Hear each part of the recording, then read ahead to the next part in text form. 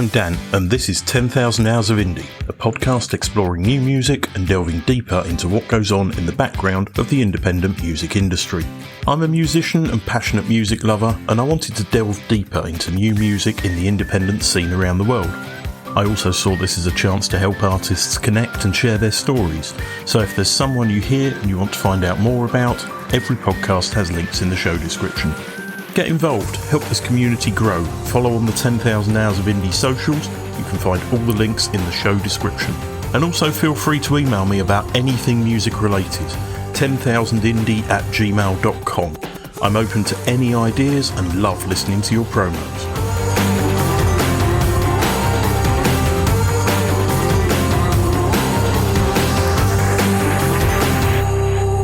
DSM IV is a Liverpool-based electronic rock and post-punk trio formed in 2018 by former The 80s Matchbox Beeline disaster frontman Guy McKnight, alongside Jade Ormesher and Pav Cummins. Their debut album released in 2023, followed by an EP last year, and now their latest single, Killers of the Dream, came out last month, and it's great. I'm speaking to Guy, the frontman and lyricist of the band. Welcome to the podcast. Thank you. So, the Diagnostic and Statistical Manual of Mental Disorders, 4th edition, published by the American Psychiatric Association in 1994, is abbreviated as DSM-IV. That's where the name comes from. Why? Just from looking at a load of YouTube videos about different mental health labels, diagnoses, and I think I was just fascinated with the idea that everything sort of seems to be described as a disorder, but and I think I strongly disagree with that. It's just the human condition, and then I sort of learned a bit more about well, it's just sort of, I guess, quite a contentious book subject, because it sort of arguably pigeonholes people and then is used to medicate them, prescribe them drugs for their said disorders. So I just thought it was fascinating. So I sometimes have a quick look at AI for some light-hearted views of a band when I start to write questions, and it didn't disappoint. Your position in the band with AI is described as lead vocals and intense theatrical stage presence. Would you think that's correct? I hope so. Yeah, it's true. I also had a look through Wikipedia, and it lists a whole bunch of songs from your time in the 80s Matchbox Beeline disaster that changed names between the demo stage and eventual release. Do you struggle with song titles? No, it's, well, it depends what you define as a struggle. I think it's just, there's an abundance of ideas and song titles. So, it's like a sort of, I've always OD'd on song titles, I suppose.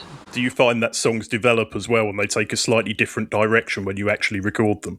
Yeah, sometimes, but I think it's probably more of a case of when I was in my old band, for better or worse, we were signed to a major record label. And so they were always sort of like breathing down your neck, trying to kind of make you sound or appear more marketable. But thankfully, these days, I don't have that problem. Yeah.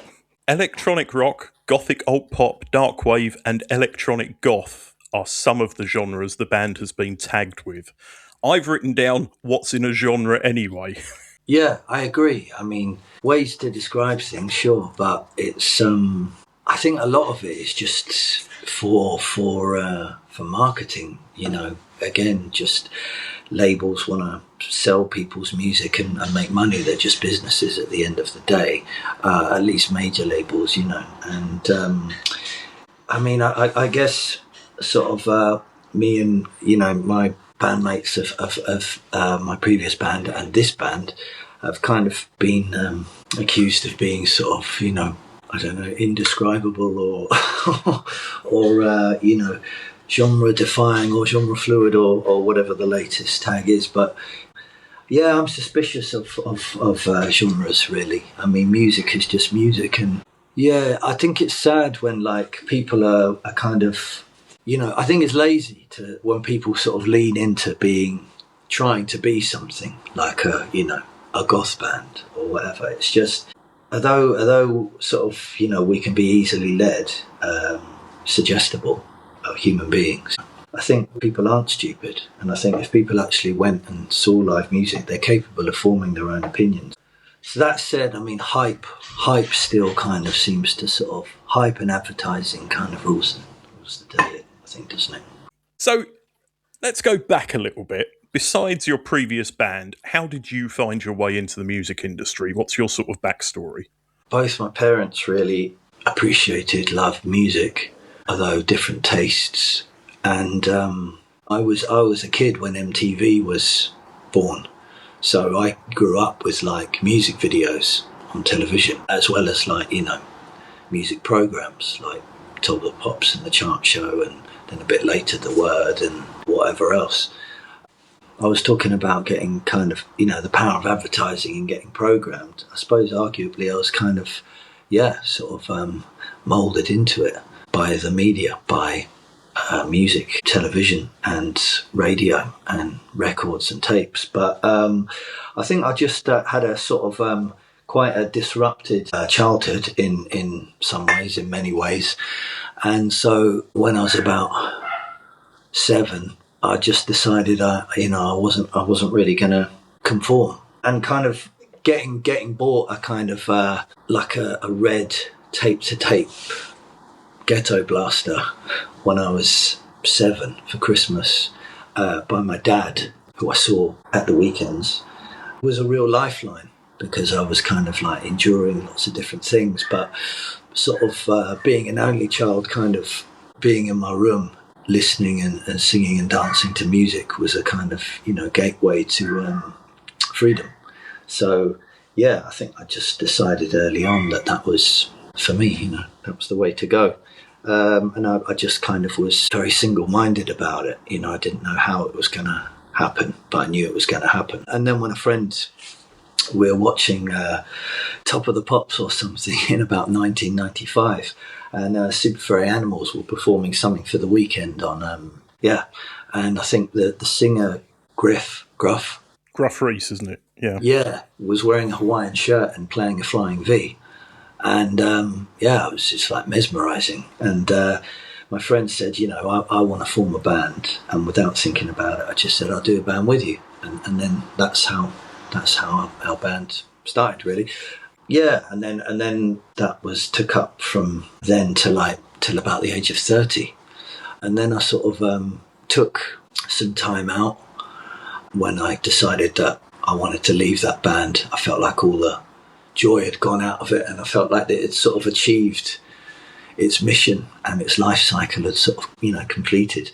And then I sort of started another band with my partner Jade and Pav. We were working in a clothes shop, a second-hand clothes shop, and Pav came in for a pair of jeans, and I'd been kind of like wishing, intending, hoping to meet the right person, a drummer. And he walked in, and I just sort of, knew he was the guy, and asked him if he played drums, and he said yes. So I asked him if he fancied coming and having a jam, and then that was that really. But I think I've always been fortunate to meet like-minded people who were kind of like the mind to go all in. Anyone can play music, and I think it's the most human, direct, immediate form of human expression or art, But I think you have to have a kind of a particular passion, a kind of bloody-mindedness, I suppose, to not want to give in and do something else, when you get tired or you're mad. Okay, let's talk about the single. Killers of the Dream is the name of it. It came out last month. As your band name is based on the topic of mental health, it's fair to assume that the song sprang from the autobiography of the same title by Lillian Smith. No, I haven't heard of that. Have you not? Okay. No. There is an autobiography by a woman called Lillian Smith, which has exactly the same title, and it's all about mental health, illness, and things like that. So I had assumed it was to do with that. Wow. No. That's a coincidence. Okay, you should maybe check it out. It has very high ratings on Amazon. Oh, right. Okay. Yeah. I don't know whether I thought of the phrase or whether I'd heard it elsewhere and forgotten about it, but I'm pretty certain that it wasn't that book. Oh, and it seems to be fading now a bit, but for a while there was a kind of fad on social media, wasn't there, where people in bands were sort of being encouraged to kind of go on their own social media and talk about, maybe in a quite a step-by-step way, what they did, what the song was about. And I kind of would prefer for people to listen if they want to, and kind of, make their own assumptions. Well, the song juxtaposes sort of upbeat, almost dancey music with quite dark lyrical themes. Don't tell me what the song's about, but what was your inspiration for the song? I suppose just our own potential for self-destruction. I mean, there was something that a Japanese philosopher, Daisaku Ikeda, said was, the only person who can stop me is myself. But also, like, about, in a very broad sense, like how the sort of our use of the internet and our kind of phone addictions are sort of kind of destroying our capacity to socialise and concentrate and think. They really are, yes. We'll come back to that. There's a follow-up question a little bit later on that. The cover for the single is a picture of your head wearing chainmail. It's also featured in the video, which we'll come to later. But what was the thinking behind that picture? Was it sort of blocking out the outside signal, or what was your thought behind that?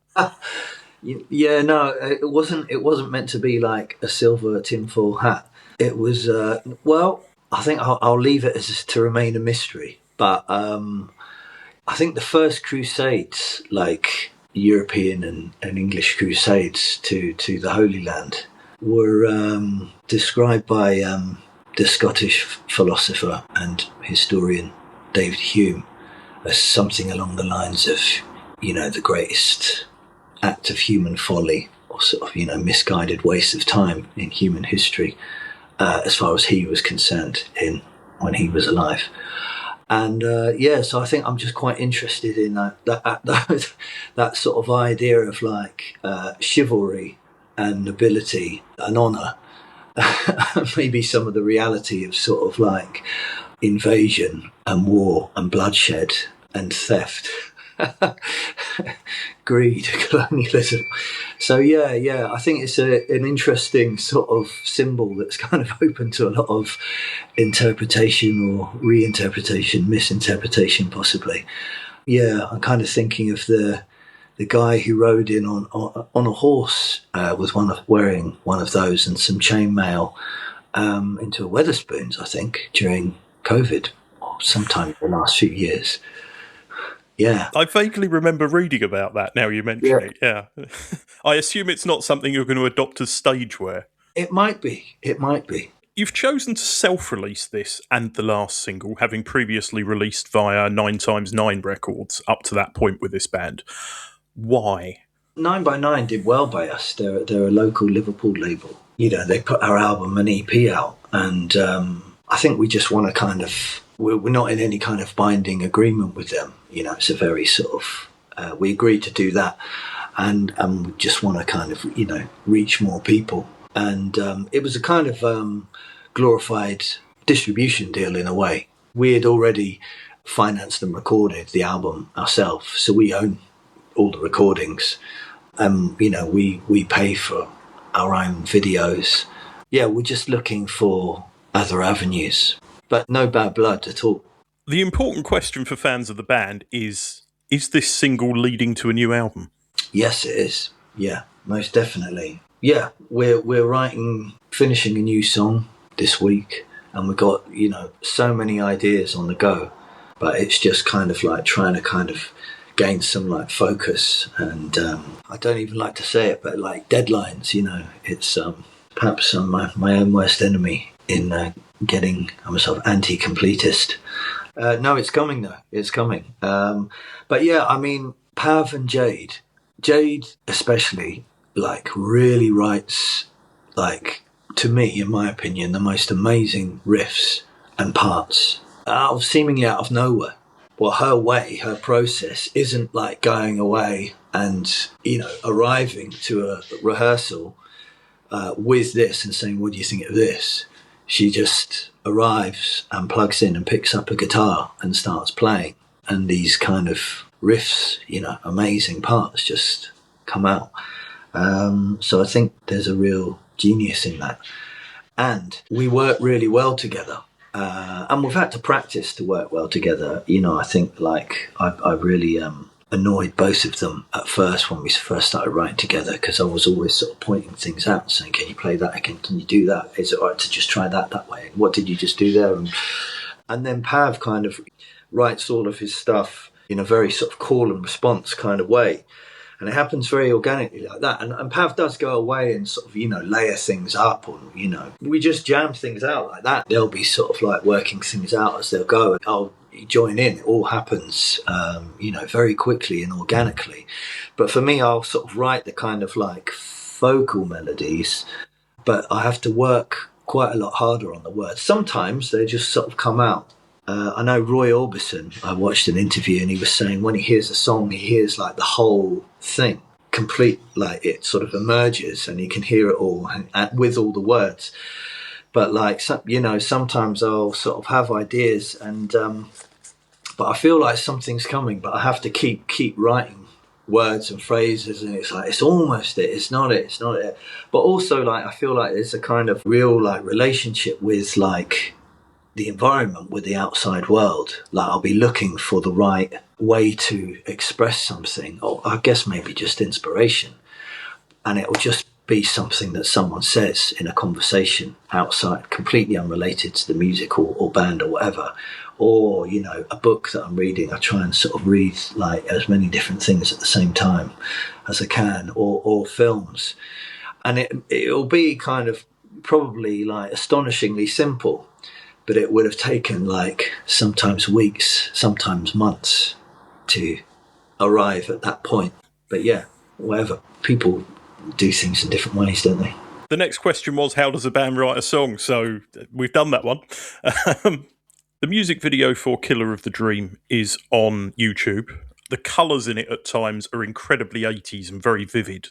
Tell me about the video and the making of it, etc. Well, I don't think the colours are meant to be intentionally 80s, as far as I know. A friend of ours, an artist, video producer, and also incredible musician, Jacob Bell, films everything, gets all the angles as he sees fit. And then after, putting a basic structure together, I go around there and, he lets me annoy him until we get, the edit. It's a sort of a conversation. We'll say, can we have this, please? Or not that. But he's the creator. But it's a kind of, we just have a few sort of basic slabs of idea, like foundation. And then it sort of, just evolves, yeah. Was the chainmail before the video? During. Okay. Was that his idea or yours then? Yeah, it was his idea, actually. Yeah, and then more ideas are sort of born out of that. Beyond the kind of words that you can sort of, ideas that you can sort of describe, I think from within the music, I mean, music is a language, obviously, isn't it? And I don't mean music theory, but the way it makes you feel. So really, even with words that I'll kind of, work on to kind of arrive at, it's, along with the music, it's a whole expression that hopefully, people enjoy. But what they get from it and what it means to them was none of our business, really. I like the idea of sort of working with the irrational. And like dreams, and a lot of the kind of the way that the videos work and the writing process works and the words put together are meant to sort of express the inexpressible, as in like in a dream where things seem to be making sense at the time, but then if you wake up and try and describe it to someone, you can't, and it probably sounds pedestrian. But in the moment, there are myriad things going on. And I think people can relate to that. There's not a specific sort of finite surface meaning. Somebody commented on the video saying, "This sounds like when Bowie meets New Wave." Okay, yeah, cool. Nice one. That's a compliment. That's what I thought, yeah. So at this point, I usually ask people about their feelings towards social media, but I think you've summed it up pretty well in the single, so I don't think I need to delve into that with you. Yeah. Okay, so on to live shows. When this episode is released, you'll have just played London and Brighton, and you have a couple of shows in September and October. What can people who haven't seen the band before expect to see when they see you live? Expect the unexpected. Okay, and from your point of view, what is a perfect live show? At the risk of sounding willfully contrary, I mean, I don't really believe in perfection, but sometimes, if people can let go and dance, that's always get a lot from that. I'm not sure if I necessarily dance at people's shows. I think I've probably only danced a couple of times at people's shows ever, once at going to see Piss Jeans, and once seeing The Prodigy when I was a teenager. Hopefully, it's a humanising experience. It's hopefully something that you can share some moments in time where you are beyond opinions. What's next for the band? Obviously, we've talked briefly about the fact you'll have a new album out at some stage. You've got these shows coming up over the next few months. What's next? Maybe delving into a few stage props and possible collaborations, both in the studio and live. And I'd like to play outside of Europe. Possibly not America at the moment, though. Everywhere, actually, including the States. I think the States probably need live music at the moment. What music are you listening to at the moment that listeners of the podcast may not be aware of and should take some time to check out? I've been listening to Broncho, Spike Hellis, Work Stuff, a band that we played with a couple of nights ago in Liverpool. I'm not sure how to say it, but APAT, so A.P.A.T.T, and they're like really sort of experimental, kind of jazzy, possibly genre, schizophrenic kind of music. But a friend of Pav in our band, as we were listening to them, pointed out that a lot of music like that can sound quite sort of pretentious, and to me anyway, be quite unlistenable and impenetrable. But it was like, that was really who they were and what they wanted to be doing, and it was natural and it flowed and there was just so much joy in it. It was like, really great. Jezebel, Dead Animals, Insecure Men, who we played with a couple of times at the beginning of the year. Opus Kink, who've just released their debut album. That new album is fantastic. Really great, man. Really great. Yeah, and I've been enjoying listening to that in the last couple of days. But yeah, all of those bands. But yeah, check out Work Stuff, their latest EP. Very, very good. That's a good list for people to get started with, trust me. Some people struggle for one, so that's a great list. Okay, so for people wishing to find out more about the DSM IV, check out their website, www.thedsmiv.com, rather than 4. And on social media via Instagram, YouTube, Bandcamp, and Facebook. The latest single, Killers of the Dream by the DSM IV, is self-released and out now on Bandcamp and can be streamed via all the usual platforms. Guy, thank you for your time. It's been a pleasure. Thanks, man. Likewise.